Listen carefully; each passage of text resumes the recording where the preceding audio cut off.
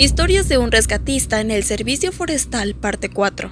Tengo historias realmente muy interesantes para compartir hoy. Me encantaría publicarlas todas de una sola vez, pero aún no tengo la oportunidad de escribirlas. Nada extraño sucedió mientras estuve fuera, aunque un novato tuvo un incidente que me pareció relevante. Pero vayamos al grano, pues estoy seguro lo que están esperando son las historias. Atribuiré cada parte de la historia a la persona que me la relató bajo un nombre clave. Kade es una veterana del servicio de rescate que lleva aproximadamente 15 años en la corporación. Se especializa en los rescates sobre montañas a grandes alturas y por todos es sabido que es una de las mejores en su área. Fue una de las personas que mostró mayor entusiasmo de contarme sus historias, y como nos tocó participar juntos en los ejercicios, terminó relatándome 4 casos que realmente se quedaron grabados en mi memoria. Lágrimas de hielo.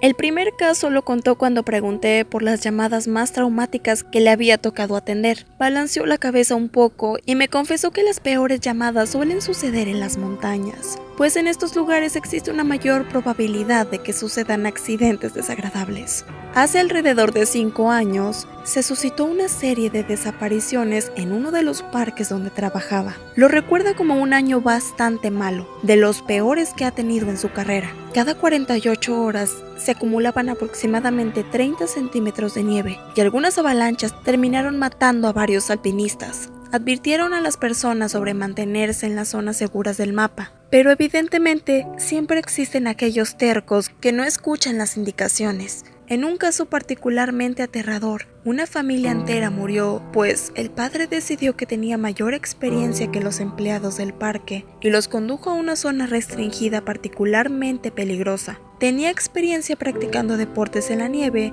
y Kade supone que se adentraron en una zona cubierta de nieve que parecía sólida, pero en realidad no era así. Esta plataforma de nieve suelta terminó cediendo con el peso y la familia rodó aproximadamente 100 metros por una pendiente. Al poco tiempo llegaron a una zona rocosa y los padres murieron al instante. Uno de los niños también pereció, pero 2 hijos sobrevivieron. Uno resultó con las costillas y una pierna fracturada, mientras que el otro estaba prácticamente ileso, salvo por algunas contusiones y un tobillo torcido. El niño que sobrevivió dejó a su hermano en ese lugar y se dirigió a buscar ayuda. Kade dijo que el niño no pudo caminar más de 800 metros antes de ser alcanzado por una tormenta. Se detuvo para intentar encontrar refugio o quizás solo para descansar, pero terminó muriendo congelado. Supieron de esta familia gracias a unos testigos que los vieron dirigiéndose a esta zona, y Kade fue la que encontró al niño que murió congelado buscando ayuda. Me contó que ese día había empezado a nevar,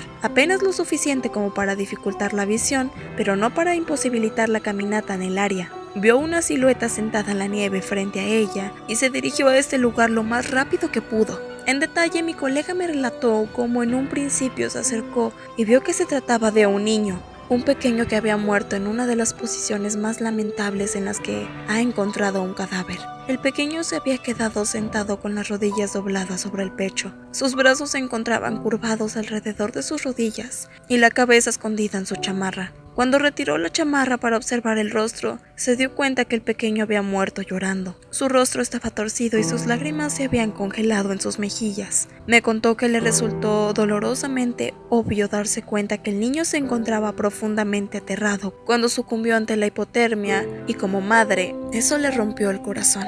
No se cansó de repetirme que esperaba que el padre estuviera ardiendo en el infierno. Rastros en la nieve. Otra historia traumática que me contó y se quedó en mi mente le sucedió cuando apenas era una novata. Su equipo recibió una llamada sobre un experto alpinista que no había llegado a casa el día anterior. La esposa estaba convencida de que algo malo le había sucedido, pues jamás había faltado a su hogar. Fueron a buscarlo y tuvieron que escalar algunas partes muy desafiantes. Alcanzaron una zona relativamente plana y Kade empezó a distinguir un rastro de sangre en la nieve. Siguió el rastro y se encontró con pequeños trozos de carne. No estaba segura de qué fragmento del cuerpo se trataba, pero entre más avanzaba más iba descubriendo. Dio seguimiento al rastro de sangre hasta una zona protegida sobre un peñasco y finalmente descubrió al alpinista. Mencionó que había demasiada sangre, más de la que alguna vez hubiera visto en la vida. Lo encontró tirado boca abajo con un brazo estirado hacia el frente, como si hubiera muerto arrastrándose. El hombre tenía un piolet enterrado en uno de los costados de la cadera. Estaba cubierto de sangre. Evidentemente jamás tendrán certeza de qué es lo que sucedió, pero me contó lo que imaginó. El alpinista intentaba escalar hasta la zona más próxima, valiéndose del piolet para subir. Probablemente encontró un fragmento suelto y cayó. En la caída o tal vez en el aterrizaje quedó empalado por el piolet. No es una persona a la que le moleste mucho este tipo de escenas. Por algunos de los compañeros que ayudaron a retirar el cadáver terminaron vomitando. El hombre difuso. Le mencioné que estaba interesado en conocer cualquier experiencia que hubiera tenido con personas que desaparecieron por completo. Sus ojos se iluminaron al instante. Se acercó a mí y susurró: ¿Quieres escuchar una historia loca? Empezó a contarme sobre un caso que sucedió cuando apenas empezaba y tuvo una gran repercusión mediática. Una familia se encontraba en una zona de cultivo en las cercanías del parque. Iban con 2 niños, ambos menores de 5 años, y en algún momento uno terminó desapareciendo. Se organizó una búsqueda gigantesca y los equipos simplemente no lograron dar con rastro alguno. Se trataba de otro caso en el que un niño desapareció sin dejar rastro, como si jamás hubiera estado ahí. Los perros eran incapaces de olfatear algo. La búsqueda se extendió durante aproximadamente 2 meses, pero eventualmente terminaron cancelándola. Casi medio año después, la familia regresó al lugar de donde había desaparecido el pequeño para dejar flores en un monumento que habían levantado en su honor. Mientras ponían las flores en el lugar, perdieron de vista un par de segundos al otro niño que también los acompañaba ese día, tiempo suficiente para que desapareciera sin dejar rastro. Obviamente los padres quedaron devastados. Ya es lo suficientemente terrible perder a un hijo, pero perder 2 debe ser un dolor inimaginable. Una vez más, se organizó una búsqueda enorme, una de las más grandes en la historia del estado. Aproximadamente 300 voluntarios se dedicaron a buscar el pequeño en cada centímetro del parque, pero otra vez ningún rastro. La búsqueda se extendió durante aproximadamente una semana y las personas llegaron a buscar incluso kilómetros más allá del parque donde había desaparecido. Entonces, alrededor de 2 semanas después, un voluntario que seguía colaborando encontró al niño a casi 25 kilómetros del área de búsqueda designada. En un primer momento creyeron que el niño estaba muerto, pero realmente estaba vivo y en perfectas condiciones. Cade y su equipo salieron a rescatar al niño y cuando arribaron al lugar no podían creer que fuera el niño desaparecido. No estaba sucio, su ropa estaba impecable y no parecía traumatizado en ninguna forma. El voluntario aseguró haberlo encontrado sentado sobre un tronco, jugado con unas ramas atadas a una cuerda vieja. Cade le preguntó dónde y con quién había estado durante esas 2 semanas, y el niño respondió que con el hombre enmarañado. Cade es una de las personas que creen fielmente en la existencia de Pie Grande, así que se entusiasmó bastante y volvió a preguntar qué había querido decir con enmarañado. ¿Había querido decir peludo? Pero el niño le respondió que no se trataba de un hombre peludo. Este personaje era un hombre difuso. El niño estaba describiendo a un sujeto borroso, como el efecto que se produce en la vista cuando se entrecierran los ojos. Les contó que el hombre había salido de los árboles y lo llevó hasta el bosque. Dijo que había estado durmiendo dentro de un árbol hueco y que el hombre difuso le había dado frutas para comer. Cade le preguntó si el hombre le había parecido malvado, si lo había asustado, a lo que el niño respondió que no, pero que no le gustó que no tuviera ojos. Cade me comentaba que regresaron con el niño a la base, donde un policía lo estaba esperando para llevarlo a la ciudad e interrogarlo sobre los acontecimientos. Tiene una vieja amistad con el policía que interrogó al niño y supo que al final le repitió que el hombre lo había mantenido en un árbol y que cada vez que tenía hambre le proporcionaba frutas. Le dio permiso para recorrer un claro muy preciso, pero cuando intentó ir un poco más allá, el hombre difuso se volvió loco y gritó bastante, pese a que no tenía boca. Cuando el niño se asustaba durante las noches, el hombre difuso se hacía más brillante y le entregaba un conjunto de ramas. Le dijo que lo había dejado ir pues no era el tipo indicado, y a partir de entonces no pudo o no quiso hablar más sobre el tema. Los policías se quedaron llenos de dudas y se reinició la búsqueda por su hermano, sin ningún resultado. El niño no tenía idea de dónde se podía encontrar su hermano. Amnesia temporal. La última historia de Cade fue sobre algo que le sucedió cuando se separó de su grupo de entrenamiento, aún siendo una novata. Se encontraba aprendiendo conceptos básicos en una zona bastante explorada de la montaña, cuando le llegó el llamado de la naturaleza. Durante la pausa para comer se alejó unos 50 metros del grupo. Voy a relatarlo exactamente como me lo dijo. Fui a hacer pipí y apenas terminara volvería con mi grupo, pero no había recorrido ni un metro cuando me di cuenta que no tenía idea de dónde me encontraba. Es decir, literalmente no tenía ni idea de dónde estaba. Si me hubieran preguntado, ni siquiera hubiera sido capaz de responder el estado donde nos encontrábamos. Era como si una amnesia repentina se hubiera apoderado de mí. Estaba completamente perdida y sin idea de lo que tenía que hacer. Pero entre más me quedaba en ese lugar, más confusas se hacían las cosas. Así que empecé a caminar.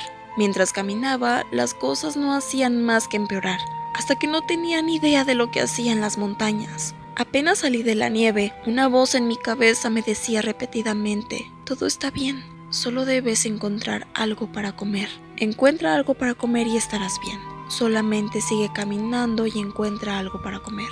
Comer. Así que empecé a buscar cualquier cosa que pudiera comer, y te juro que jamás había sentido tanta hambre en mi vida.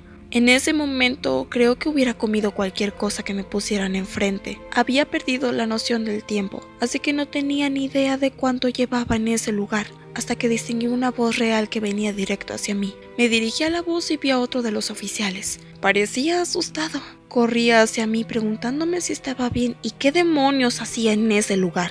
Lo más aterrador fue que mientras mi compañero corría, busqué en mi cinturón el cuchillo de cazador. Ni siquiera era capaz de razonar mis acciones. Lo único que me pasaba por la mente era que debía comer. Si no comía en ese instante, jamás volvería a estar bien.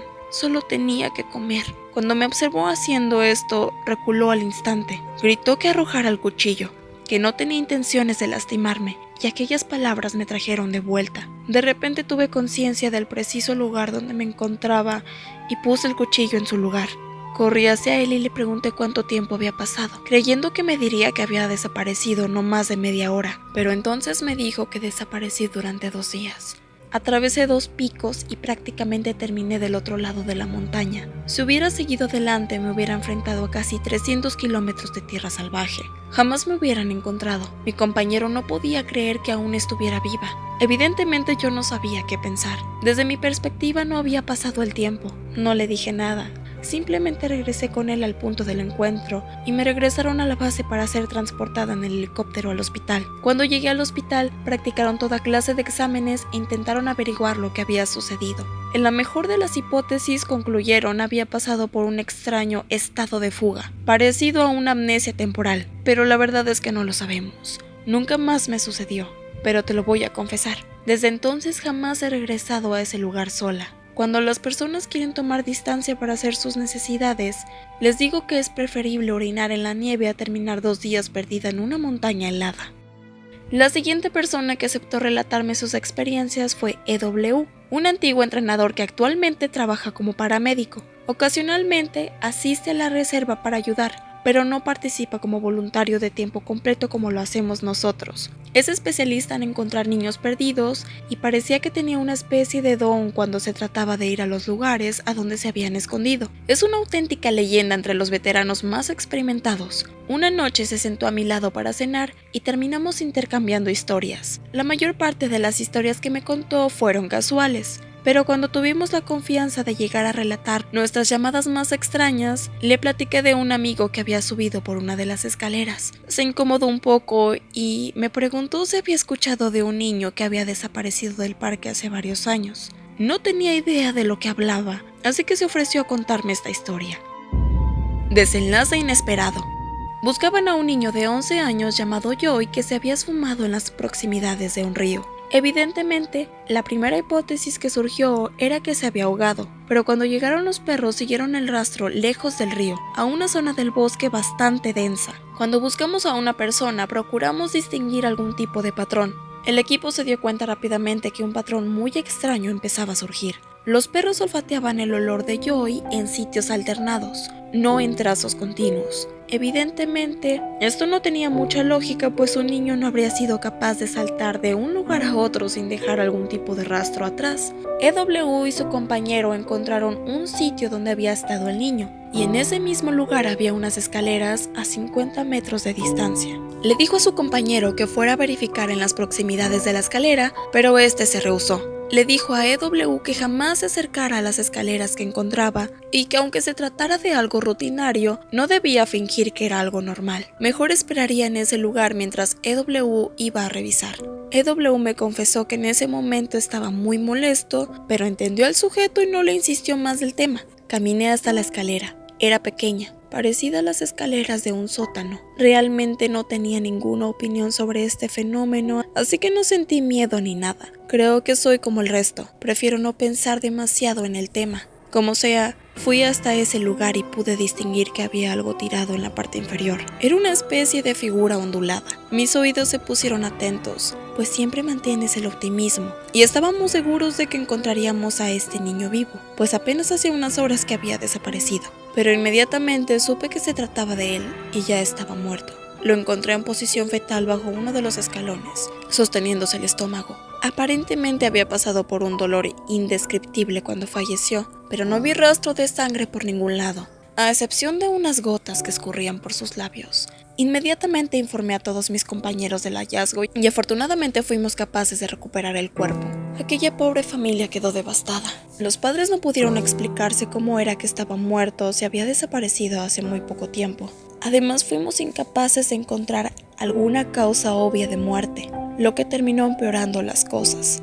Creí que tal vez había ingerido algo venenoso, pues sostenía su estómago con fuerza cuando lo encontré, pero solo se trataba de una teoría. Ya es difícil aceptar que tu hijo ha muerto, y apuesto que es mucho peor que un idiota intente adivinar lo que pasó. Se llevaron el cuerpo y me propuse no pensar más en el tema. Odio encontrar niños fallecidos. Me encantaba mi trabajo, pero es una de las razones que me hicieron abandonarlo. Tengo 2 hijas y tan solo de pensar en que puedo perderlas de esa forma, empezó a sollozar un poco. No soy bueno cuando se trata de las emociones y siempre me ha resultado extraño ver llorar a un hombre adulto, así que no supe qué hacer, pero eventualmente recuperó la compostura y siguió adelante. Los forenses no siempre nos informan la causa de muerte. No es parte de nuestro trabajo saber este tipo de información. Pero tengo un amigo que trabaja en la oficina del alguacil y generalmente me platica cualquier información sobre la que pregunto. Sin embargo, en este caso recibí una llamada de él aproximadamente una semana después del incidente. Preguntó si recordaba al niño. Obviamente le respondí que sí. Me platicó que algo muy extraño había sucedido en ese caso. Me dijo, amigo, creerás que estoy loco, pero el médico legista no tiene idea de lo que pasó con este niño. Jamás antes vio algo parecido. Cuando el médico abrió el pecho del niño no pudo creer lo que tenía enfrente. Sus órganos se habían convertido en una especie de queso suizo. Había agujeros perforados a través de casi todos los órganos, incluso en el corazón y los pulmones. La piel del niño no presentaba ni un solo rasguño, ni una sola herida, ni de entrada o salida. Era como si lo hubieran acribillado a balazos por dentro. Nadie tenía idea de lo que había pasado. Este amigo me preguntó si había escuchado hablar de algo parecido, o si había presenciado casos semejantes en el pasado. Pero yo estaba tan sorprendido como ellos. Lo último que supe fue que el juez había terminado como causa de muerte, hemorragia interna masiva, pero jamás supieron lo que realmente aconteció. Nunca he podido olvidar a este pequeño. Ocasionalmente tengo pesadillas sobre el caso. Jamás les permito a mis hijas que vayan al bosque solas, y cuando van conmigo nunca les despego la vista. Terminamos de cenar y nos dirigimos a nuestras tiendas de campaña. Antes de separarnos me puso una mano en el hombro y me miró de cerca. Me dijo que había cosas malas en el bosque, cosas a las que no les importa si tenemos familias o vida, mucho menos lo que podamos pensar y sentir. Me dijo que tuviera cuidado, que siempre mantuviera la distancia. No tuve la oportunidad de hablar nuevamente con él, pero esta historia me dejó marcado. El último que cuenta su historia es PB. PB se encuentra en el servicio de rescate desde hace algunos años. Nos tocó formar equipo en una simulación de búsqueda y casualmente conversábamos sobre lo mucho que nos gusta nuestro trabajo, las cosas que habíamos visto y así sucesivamente. Le mencioné que tenía cierta curiosidad por las escaleras y que me interesaba saber un poco más sobre el tema. Me miró como si tuviera ganas de decirme algo, pero sin la certeza total de hacerlo. Finalmente me dijo que apagara la radio. El misterio de las escaleras. Hace aproximadamente 7 años salió a responder una llamada, acompañado de un novato. Fueron a una zona del parque donde se habían suscitado varias llamadas de eventos extraños. Historias sobre luces en medio de los árboles, misteriosas desapariciones, ruidos inexplicables, etc. El novato estaba completamente asustado. Según las palabras de PB, no dejaba de hablar sobre el hombre cabra. Hombre cabra esto, hombre cabra aquello, y tras algún tiempo, finalmente le dijo que debían temer a lo que sucedía aquí, en el mundo real, que lo mejor era superar todo eso sobre el hombre cabra. El novato quiso saber de qué cosas estaba hablando, pero se limitó a decirle que siguiera adelante. Caminaron un poco y observaron una escalera aproximadamente 10 metros adelante. El novato observó con sorpresa. ¿Ves?, le dijo. Esta es la clase de cosas a la que debes de temer. El novato le preguntó qué diablos hacían las escaleras en ese lugar, y por alguna razón le contó la verdad. Pudo haberse metido en muchos problemas por hacer esto, y podría meterse aún en más problemas por repetírmelo a mí. Me dijo que le parecía un sujeto agradable y que lo mejor era que dejara de pensar en el tema, que me detuviera antes de que fuera demasiado tarde. Me dijo que me diría lo que sabía, con la condición de que jamás revelara una sola palabra. Le prometí que no diría nada y una vez más revisó que nuestras radios estuvieran apagadas. Las escaleras están aquí desde que existe el parque. Hay registros de hace décadas donde se les describe. En ocasiones, las personas interactúan con ellas y no pasa nada, pero otras veces... Mira, realmente no sé cómo hablar sobre esto, pero algunas veces cosas muy malas suceden. Vio a un hombre que se le cayó una mano cuando llegó al escalón más alto. Extendió la mano para tocar la rama de un árbol y todo sucedió tan rápido. En un instante su mano estaba en su lugar y al otro había desaparecido. La herida estaba completamente limpia, no pudimos encontrar la mano y este hombre casi se nos muere. En otra ocasión, una mujer tocó uno de los escalones y un vaso sanguíneo en su cabeza terminó explotando. Literalmente explotó como un globo lleno de agua. Simplemente se desplomó y lo último que dijo fue: creo que algo malo me está pasando. Azotó como un saco de papas, muriendo incluso antes de llegar al suelo. Jamás olvidaré la forma en la que la sangre le inundó los ojos. Lo vi todo y no había nada que pudiera hacer para ayudarla. Le advertimos a las personas que no se acerquen, pero nunca falta el tonto que lo hace, y si nada malo le sucede directamente, siempre hay algún tipo de repercusión maligna. Los niños desaparecen prácticamente cuando estamos a punto de localizarlos, o alguien aparece muerto en una zona segura del parque al día siguiente. No sé por qué, pero siempre algo malo sucede. Me miró como si quisiera decirme algo más y finalmente reanudó la conversación. ¿Alguna vez notaste cómo no puedes encontrar la misma escalera 2 veces? Asentí esperando que continuara, pero se quedó callado, de pie a mi lado, y eventualmente empezó a contarme una historia sobre uno de los ciervos más grandes que había visto en el parque. No volvió a tocar el tema, y no lo presioné para que no me siguiera contando historias. Al día siguiente se retiró del entrenamiento. Aparentemente se fue antes de la puesta del sol, afirmando que se sentía mal. Nadie tuvo noticias de él desde que se fue.